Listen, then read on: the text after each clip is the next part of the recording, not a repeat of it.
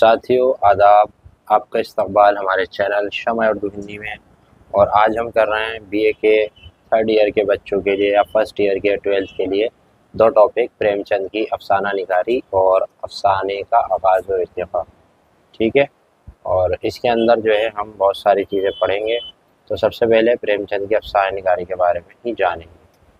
तो प्रेमचंद की जो अफसाना निगारी है वो यहाँ पे आप उनका पहले तारुफ पढ़ लीजिए कि 1880 में जन्मे, पैदाइश हुई और 1936 में इंतकाल हुआ।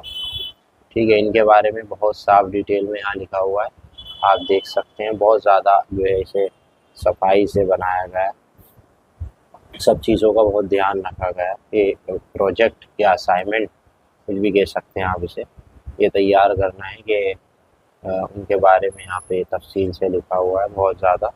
तो आप देख सकते हैं कि किस तरह से ये यहाँ पे मेंशन है। ये बात अच्छी तरह ध्यान नशीन कर लेनी चाहिए कि सिर्फ प्रेमचंद के मौज़ूआत ही अहम नहीं बल्कि उनका फ़न उससे कहीं ज़्यादा अहम है।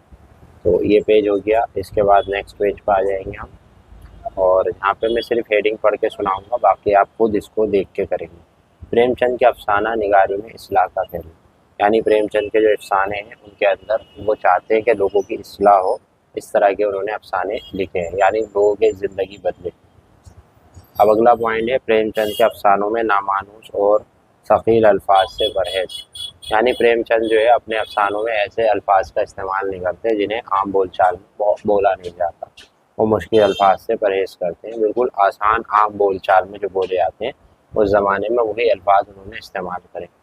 बकौल सरदार जाफरी का कौल भी आप देख सकते हैं कि प्रेमचंद ही हकीकी निगारी की बुनियाद पड़ गई, प्रेमचंद से ही। ठीक है, और इनकी जो बातें वो लिख लेंगे।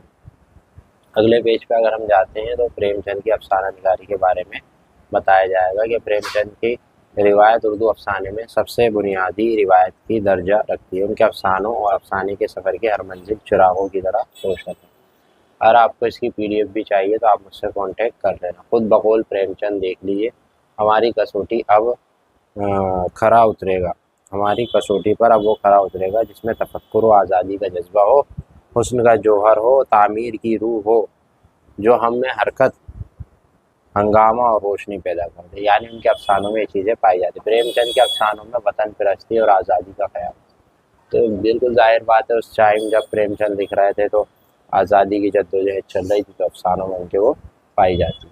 अगले पेज पे आ गए हम, इसके बारे में आप देख सकते हैं उनके ख़यालात, तख्लीकी, ये सारी चीज़ें उनके अफसानों में पाई जाती हैं।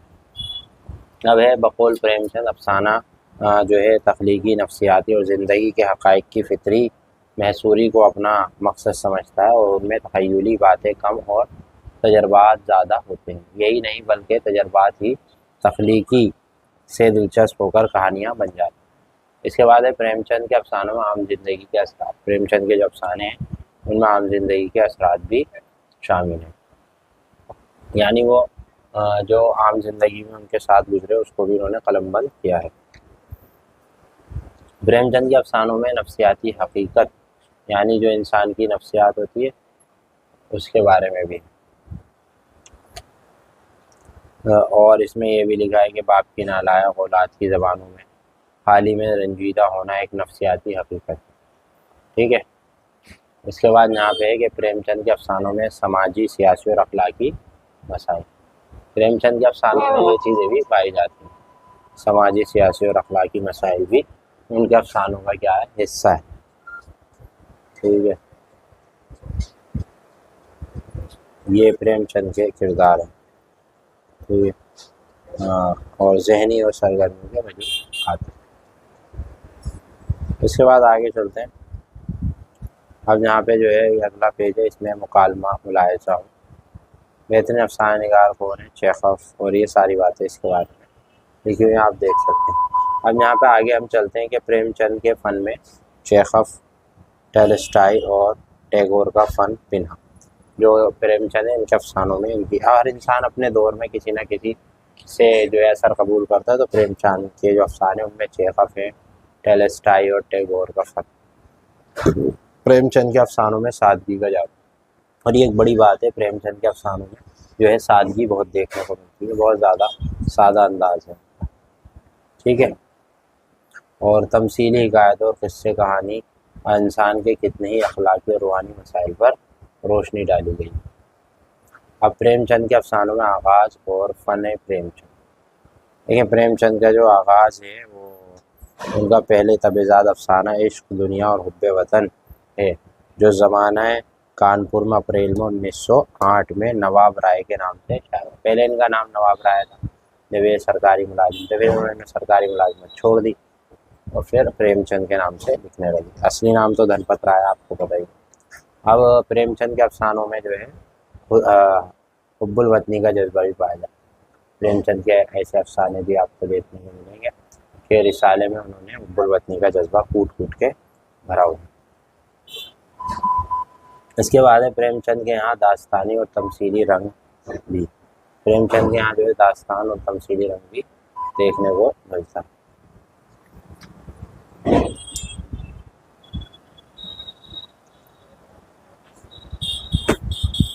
इसके बाद है प्रेमचंद की वतन परस्ती पर इकबाल और मरहूम से नवाही एतबार से कुछ मुख्तलिफ। प्रेमचंद के जो वतन परस्ती है वो इकबाल से और मरहूम नवाही से कुछ मुख्तलिफ है। ठीक है। अब आगे है कि जो प्रेमचंद है उनके अफसानों में इनफरादी बल्कि तबक़ाती नफ्सियात की कशिश, तबकों की भी कशिश उनके यहाँ मिलती है। चेंज ऑफ हार्ट, वो जो है ऐसी चीज़ों को अपनाते हैं जो हमारे दिलों को बदलते हैं, हमारी जो है अफसानों में दिलों की तब्दीली कर दे।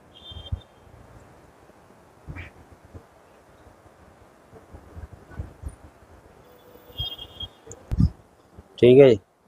और प्रेमचंद के जो अफसाना है उनमें इनफरादी बल्कि तबक़ाती नफ्सियात की कशिश, इनफरादी और तबक़ाती नफ्सियात की कशिश भी प्रेमचंद के अफसानों में देखने को मिलती है। ठीक है। इसके बाद आते हैं हम यहाँ पे प्रेमचंद के अफसानों में गांव की खुली ज़िंदगी। तो प्रेमचंद के अफसाने हैं उनमें हम देखते हैं कि उनके अफसानों में गांव के हालात भी जिक्र मिलता है और गांव के हालात की खुली ज़िंदगी भी देखने को मिलती है। प्रेमचंद के अफसानों में इज्तिमाई, इनफरादी और घरेलू मसाइल की झलक है। प्रेमचंद के अफसानों में जो है घरेलू मसाइल जो है इनफरादी हों या इज्तिमाई हों या घरेलू, उन सब के देखने का भी कहीं ना कहीं मिलता है। इसके बाद है प्रेमचंद के अफसाना निगारी में आलिमी और कौमी सतह पर किसानों और मजदूरों की।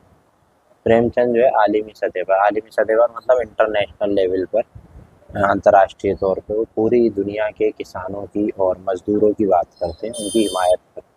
उनके अफसानों में जगह जगह देखने को मिलता है। आप इसे पूरे पैराग्राफ को पढ़ेंगे समझ में आएगा। प्रेमचंद के अफसानों में तहरीक की मंजरकशी। प्रेमचंद के अफसानों में प्रेम कत्ती और ये सारी जो है तहरीक की मंजरकशी दिखाई देती है, कहीं ना कहीं इसकी झलकियाँ भी मिलती है। प्रेमचंद के अफसानों में तनकीदी हकीकत निगारी का दिलकश। प्रेमचंद के अफसानों में तनकीदी हकीकत निगारी का दिलकश अंदाज भी मिलता है।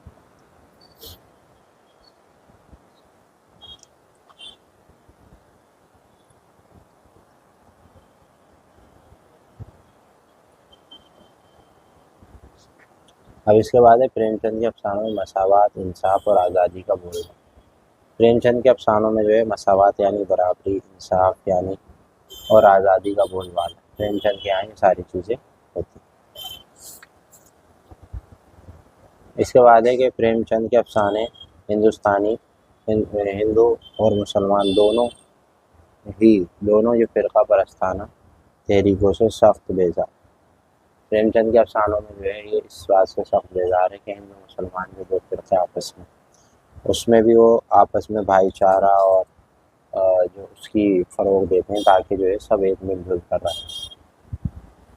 प्रेमचंद के बेशतर अफसानों में सीधी सादी बयानिया टेक्निक पर और प्रेमचंद के ज़्यादातर अफसाने सीधी सादा और बयानिया टेक्निक पर मुनहसर। प्रेमचंद के अफसानों में औरतों की आज़ादी और इंसानी हकूक़ पर जोर। प्रेमचंद के अफसानों में औरतों की आज़ादी और इंसानी हकूक़ पर भी क्या दिया गया, जोर दिया गया। ठीक है। अब यहाँ पे आगे है अफसाने का आगाज़ और इर्तिक़ा, जो कि हमारा दूसरा टॉपिक था। तो यहाँ पे आप देख सकते हैं अफसाने का आगाज़ और इर्तिका।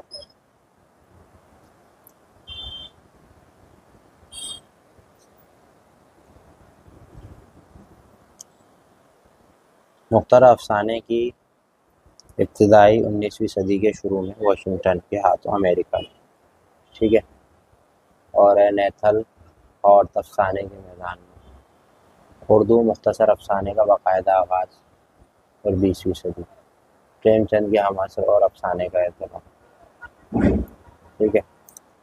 इसके बाद आगे आते हैं अफसानों का मजमूआ अंगारे, यहाँ से जो है अफसानों का आगाज़, ठीक है। कृष्णचंद के अफसानों में हकीकत निगारी की आजमाइश आमेजिश, कृष्णचंद के जो अफसाने उसमें हकीकत निगारी की आमेजिश भी पाई जाती है। इसके बाद आप देखेंगे अहम अफसाना निगार। अहम अफसाना निगार बहुत सारे हैं, जैसे आप देखें सज्जाद हैदर यल्दरम। सज्जाद हैदर यल्दरम जो है ये भी एक अच्छे अफसाना निगार है, और इनका जो है 1880 में पैदा हुए थे और 1943 में इंतकाल हुआ था। प्रेमचंद के मुआसिरीन में से एक अहम नाम सज्जाद हैदर यल्दरम का है, जो ये नेटोर जिला बिजनौर उनका वतन है ना। और इसके बाद है उपेंद्र नाथ अश्क, ये 1910 में पैदा हुए थे, 1994 में इनका इंतकाल हुआ था। इनके बारे में भी आप लिख सकते हैं। इसके बाद जो है आगे के जो अफसाने निगार हैं जैसे सुदर्शन, इनके बारे में, फिर सुल्तान हैदर जोश, इनके बारे में आप लिख लीजिए, ठीक है। और इसके बाद आते हैं आज़म करेली भी, ठीक है, इनके बारे में भी आप लिख सकते हैं। अली अब्बास हसनी, अली अब्बास हसनी के बारे में आप लिख सकते हैं। और अख्तर हुसैन रायपुरी, विलादत 1912, ठीक है।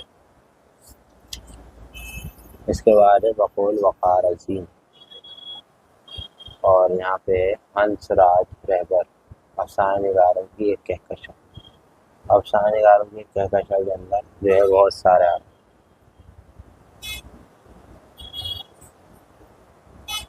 इन सब के बारे में आप लिख सकते हैं। अनवर सज्जाद और ये दुनिया का अहमद नदीम कासमी, ये लिखने के बाद आप आ जाइएगा अहमद नदीम कासमी। अहमद नदीम कासमी उर्दू के पहले अदीब है जिन्होंने पंजाब और देहाती ज़िंदगी को अपने अफसाने का मौजू बनाया। अख्तर अंसारी, अख्तर अंसारी भी जो एक मशहूर है, उनके यहाँ भी बहुत सारी चीज़ें मिल जाती हैं। हयातुल्लाह अंसारी, हयातुल्लाह अंसारी जो है ये भी महल लखनऊ में पैदा हुए, उनके बारे में आप लिख सकते हैं। फिर इस्मत चौगताई, इस्मत चौगताई के बारे में आप लिख सकते हैं, ठीक है। और इस तरह आप लिखते चले जाए।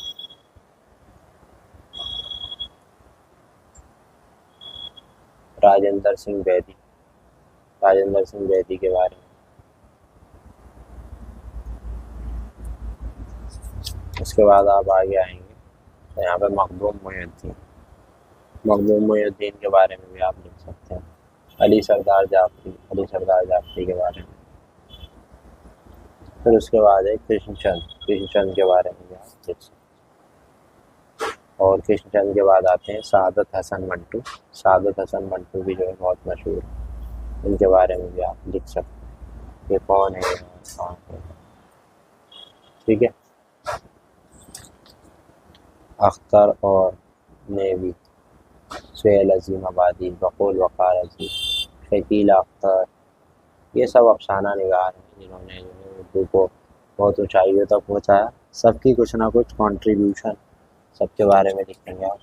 और आखिर में कुछ और अफसाना निगार, ख्वाजा अहमद अब्बासी, बलवंत सिंह, अजीज़ अहमद, हंसराज मीर, मोहम्मद हुसैन अस्करी, जदीद अफसाना निगारों की एक कहकशां, और ये सारे अफसाना निगार।